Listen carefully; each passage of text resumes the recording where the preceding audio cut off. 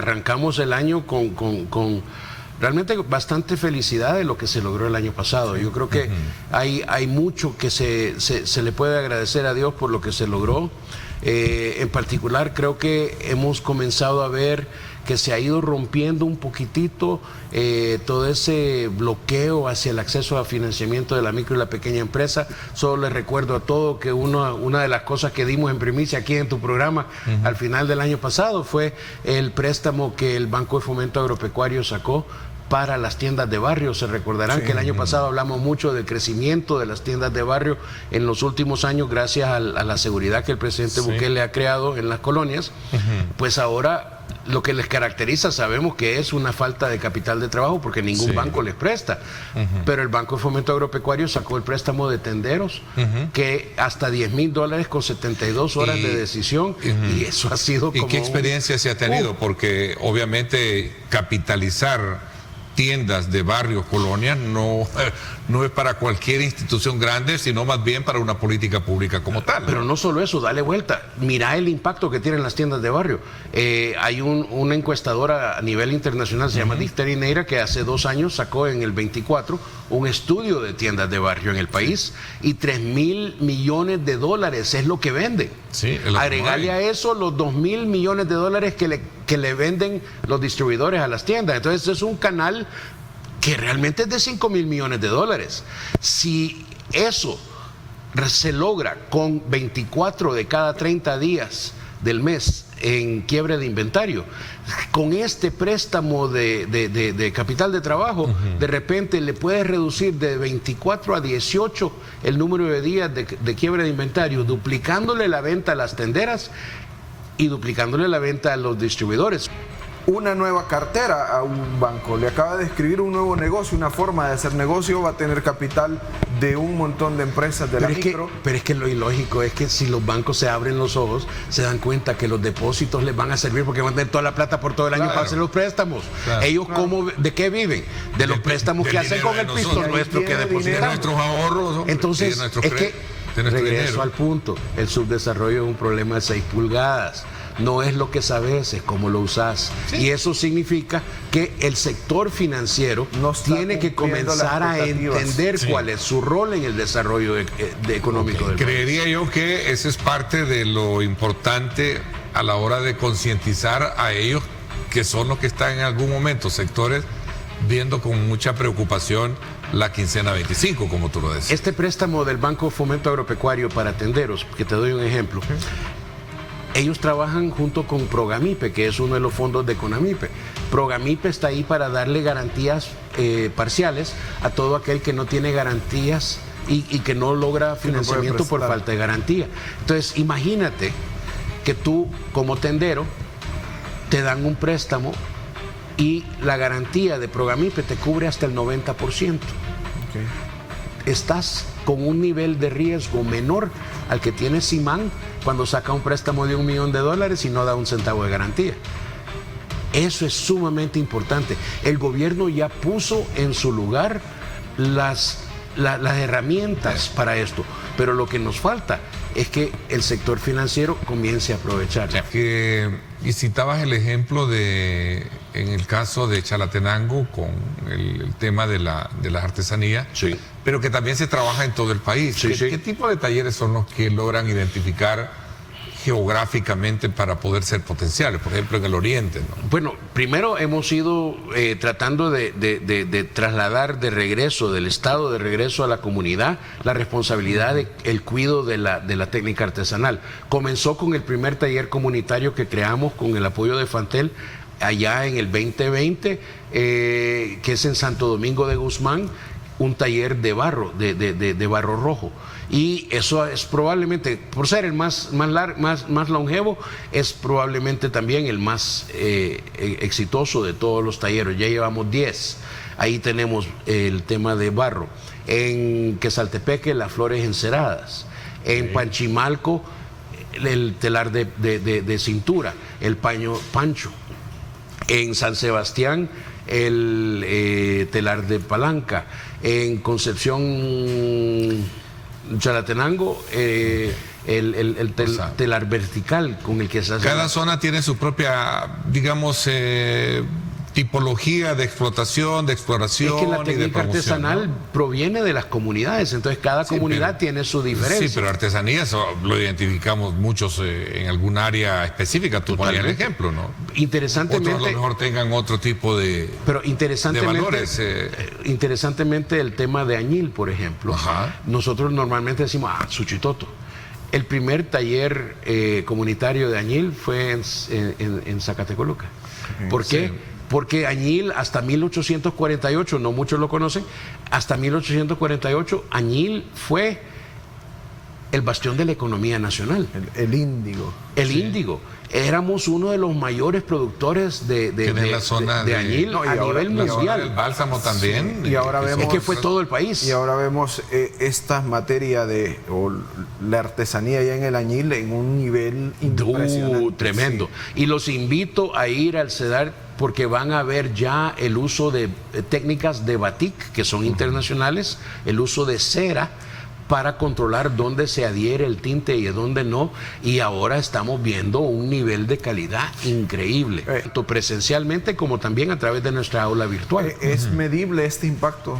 Totalmente. Estamos viendo no solamente en números de gente impactada y de empresas atendidas, estás viendo incrementos anuales en ventas incrementales logradas, en empleos creados.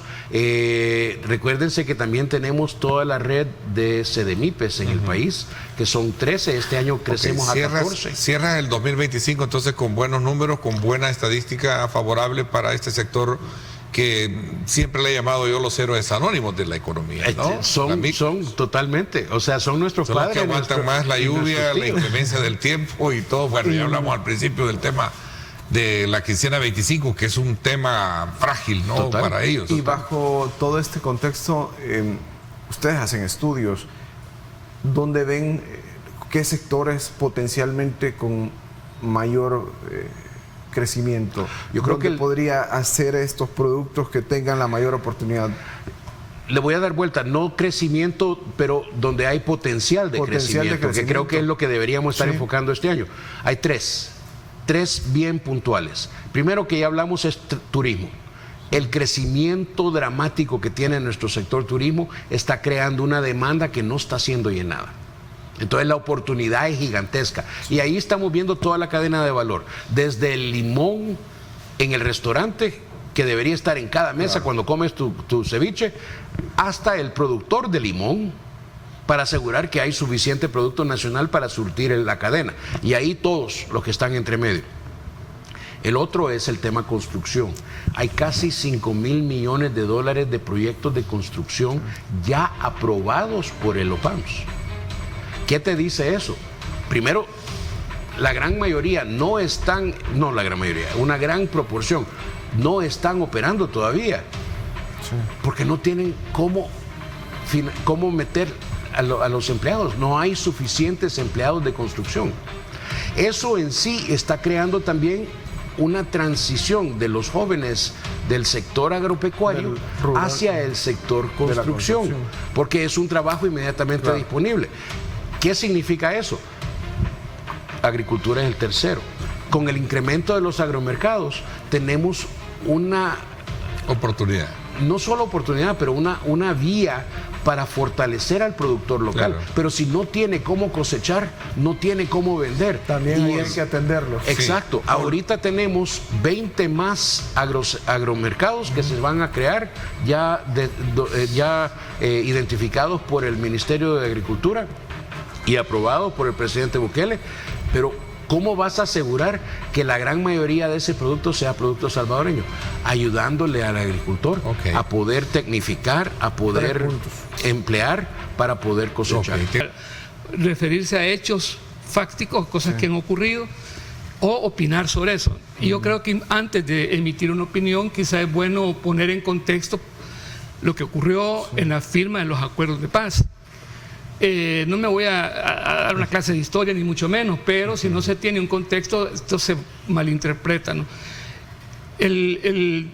Siempre fue un anhelo desde los inicios del conflicto llegar a un acuerdo, por otras fuerzas, excepto por los directamente involucrados. O sea, los bandos bélicos, el propósito de iniciar una guerra es ganarla, no negociarla.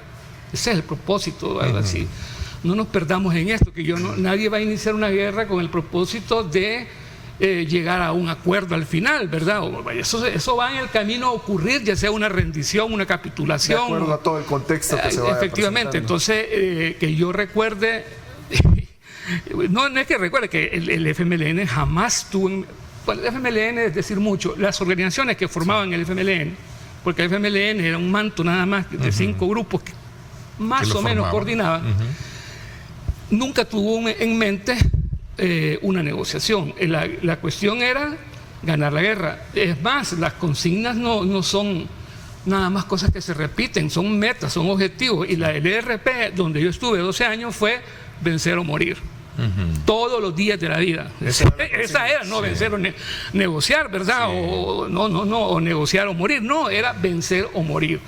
Era algo utópico, quizás, en ese entonces. Claro, en 1987, hubo una conferencia de prensa en Pekín, estuvo con la prensa, llegaron varios periodistas, creo que fue la primera o segunda vez que llegaban periodistas de aquí de San Salvador, y Joaquín en Pekín dijo, cuando le hicieron la pregunta que si estaban dispuestos a deponer las armas, y él fue tajante y dijo, nunca. Shafik Handal remarcó, aunque Shafik era más dado a una salida, siempre. El Partido Comunista siempre fue dado a buscar negociación. Yo no voy a decir si esto era bueno o lo otro era bueno. No, claro, esas eran las posiciones que había, ¿no? Sí. Recuérdese que el Partido Comunista era la agencia de Moscú. Es decir, era el afiliado a Moscú, y la Unión Soviética nunca apoyó movimientos armados, excepto cuando ya miraba perspectivas de poder o ya estaban en el poder, pero la estrategia de ellos nunca fue apoyar. Por eso al Che ahora le decían aventurero, ¿no? O sea, el Che estaba distanciado. Y dicho esto, ¿qué fue lo que pasó entonces? ¿Por qué se llegó al final a un acuerdo? El más rebelde a firmar cualquier cosa era el ERP, siempre. Duarte hizo un esfuerzo por meternos en una elección. Llegaron asesores de hacer una payasada ahí de Joaquín, baja, gritar, esa es una locura, pues. De ahí lo de La Palma y todos esos antecedentes, esos fueron hechos absolutamente, ya de antemano sabía que no ibas a llegar a nada. La desescalada de la Guerra Fría es, no vamos a apoyar a nadie, eso impacta a Cuba, le cortan el subsidio, pierden las elecciones los sandinistas, ¿y qué te queda? Sí, Nicaragua. Recuérdese este dato. Cuando el muro de Berlín se estaba derrumbando, cuando el campo socialista estaba disolviendo, nosotros estábamos en la ofensiva más grande con armas, con armas, esto es importante, de Corea del Norte. Todos esos acá eran de Corea del Norte. O sea, Corea del Norte dijo, ustedes se salen de la Guerra Fría. Ellos agarraron el puesto, pero no podían, no con potencia. No contadas todavía, bien interesante. No contadas, todas las armas. Y nosotros en el 84 estuvimos a punto de perder la guerra. En el 84 estábamos, la brigada Rafael Arce Sabla, cuando se formaron 1.300 combatientes, y iniciando el 84, después de una gran campaña, triunfante por cierto, eso es lo que llama pírrica. Pírrica no es que sea débil, pírrica es porque fue tan grande el esfuerzo, eso de Rey Pirros, ¿no? Fue tan grande el esfuerzo que dijo, puchica, victorias como esta terminó mal, ¿no? Y nosotros quedamos con 250 combatientes nada más, y nosotros nos reclutábamos a la fuerza, y cuando se intentó hacer fue muy malo eso. Entonces, nosotros lanzando una ofensiva en Centroamérica, en El Salvador, para ganar, no para negociar, esa ofensiva fue para ganar. Todo ese discurso que hacen voceros de la guerrilla, o la exguerrilla, yo milité ahí, de que nosotros queríamos moverla, eso es mentira. La ofensiva del 89 fue el último gran esfuerzo por ganar la guerra. Así hasta el tope. Y eso era verdad, por cierto, salió del colectivo de la radio, esa cosa del tope. Entonces, la desescalada no vino porque mejor no, íbamos a ganar. Pero cuando después de los jesuitas y el bombardeo en la Sacamil y todo eso, da un vuelco a la ofensiva, y yo vi con estos ojos que van a comer los gusanos la cara que tenía Joaquín cuando la ofensiva comenzó. Estaba claro que no íbamos a ganarla, porque para ganar una guerra de ese tipo no solo es la guerrilla, era con la gente alzándose en armas. Bueno, quiero decir que para mí fue uno de los días más felices de mi vida, no el 16 de enero, sino el 31 o el 1 de enero a las... cuando empezaba el año. Cuando se firmó, ¿no? en Nueva York, ¿no? Yo creo, para mí, personalmente, sí fue, porque lo que marcó para muchos combatientes fue el fin de estar en el monte, de dejar el fusil, porque bueno, yo no decidí ser militar nunca, ¿no? Y tampoco estuve en combate, pero estuve en la radio, estuve armado, estuve todo eso, ¿no?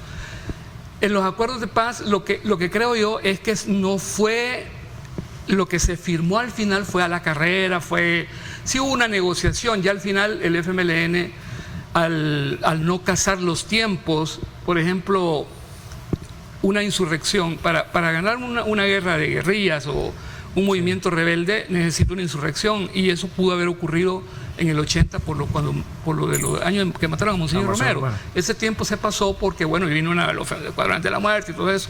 Luego el 89 necesitaba también que la gente se levantara, y eso, viendo a los guerrilleros aquí, no se pudo. Y faltó un elemento fundamental, que fue que la comandancia guerrillera se moría por los misiles antiaéreos, y nunca llegaron. El 89 llegaron después, pero ya después ya era claro. Nada, ya se hizo una ofensiva más, pero ya consciente, esa sí ya era para rescatar algo de dignidad, ¿verdad? En la negociación. Hicieron? ¿A dónde fueron a parar? Se devolvieron lo que se pudo, y se tiraron algunos y se bajaron aviones, ¿verdad? Hay un muchacho que yo conozco que a última hora se metió del RP, se metió a la guerrilla después de la ofensiva, entró, que fue entrenado para disparar misiles. Él disparó uno, y en vez de enterrar, porque el misil se tira una vez, no es que lo cargaba, una vez cae algo, el resto ahí, y eso había que enterrarlo, había que botarlo, porque todos los misiles tienen una serie, y había un acuerdo entre las dos potencias de que cuando se perdía uno tenían que saberlo, porque un misil en manos de cualquiera, es un avión comercial, cualquier tragedia, que de hecho ocurrió un par de veces, ¿no? Entonces, eso del FMLN al final se robó unos misiles, el RP, ¿verdad? Había un coronel Ortega en Nicaragua, nada que ver con Daniel y Humberto, que junto con otros compañeros del RP sustrajeron 17 misiles. 17 misiles es bastante, ¿verdad? Sí. Y se compraron otros en el mercado negro y se introdujeron por fin, pero ya después de la ofensiva, porque nadie quería darle los misiles, a la guerrilla. Yo no estoy en capacidad de decir si lo que pasó en Nicaragua, porque Humberto Ortega decretó orden de captura contra su mejor amigo, que era Joaquín, yo no sé si eso fue un teatro o no, ¿verdad? Me huele que sí. Pero al final le entregaron los misiles, entonces ya se sabía que esos misiles eran del ejército sandinista, pero fabricados en la Unión Soviética, y eso rompía un poco la Guerra Fría, ¿verdad? Entonces descubrieron el misil y bueno, pues se negoció, y volvamos a la negociación. No se entregaron los misiles, se devolvieron. Recuerdo que hubo un acto en Perquín donde estaban guardados los que no se tiraron, ¿verdad? Se devolvieron, nadie se quedó con ninguno. Hablar de misiles no es hablar de fusiles, misiles demasiado sofisticados. En aquel tiempo, hoy hay otras armas superiores, ¿no? Entonces, al final, el FMLN, ya como FMLN, se sentó a la mesa de negociación a Estados Unidos, que le metió toda la batería a Centroamérica, toda, 2.5 millones diarios en ayuda económico y militar, y ponerle más militar que económica, para apoyar al ejército salvadoreño y el gobierno de Duarte, y otro montón de plata para la contra, que eran sus dos aliados acá, ¿no?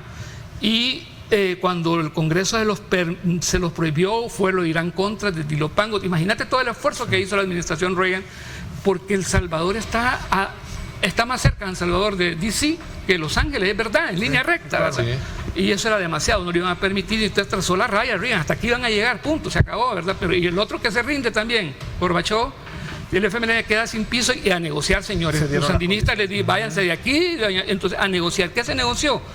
Una cantidad de reformas institucionales, se deshace la Guardia Nacional, la policía, etcétera.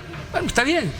El ejército, el estamento militar, la Fuerza Armada tenía 14 misiones por constitución, constitucionales, le quedan 2 nada más, la defensa del Estado y de la soberanía nacional, y no la seguridad, no, nada de eso, se quedan 2, y una nueva doctrina militar. Muy bien, y una cuestión de un nuevo Tribunal Supremo Electoral, un nuevo la Policía Nacional Civil, un montón de cambios que nos vuelve un poco más modernos.